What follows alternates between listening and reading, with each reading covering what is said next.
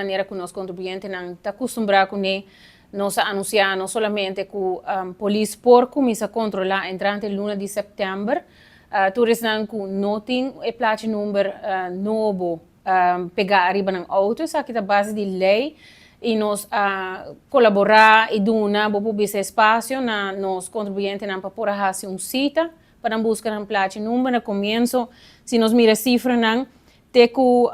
luna de januário 2026 e tu recita que tem trabalho nós temos 38.300 cita com o Departamento de Imposto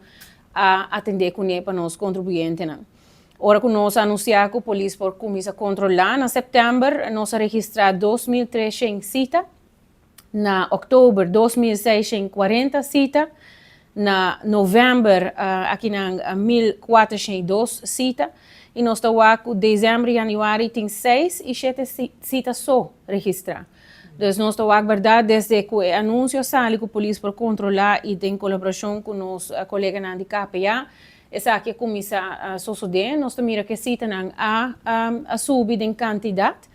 mas se ainda ora nós mira a compliance com os contribuintes na base de cumprir o pago, pois naturalmente, ora que cliente, contribuinte também busca sua placa número novo, e mesmo duna também comprovante de pago de imposto de 2025 e também comprovante que o seu veículo está segurado.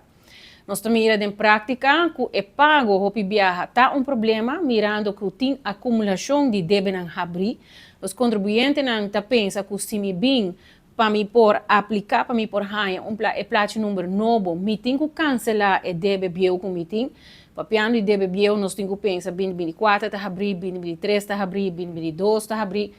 Nós miramos a tendência aqui de comportação de pago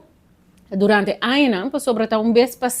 em 5 anos, está otorgar placa número novo. Então, o contribuinte na comportação para o pago, tá, que é ano que está otorgar placa número novo, não está paga imposto de veículo de motor, e seguinte ano, dus, ano número 2, número 3, número 4, número 5, não está paga nada. Número 6, ora está saca placa número novo, a trobe, ora tem uma acumulação de débito de imposto que está pone que o contribuinte está dentro de um problema financeiro para por cancelar o débito aqui e cancelar o débito de ano correspondente.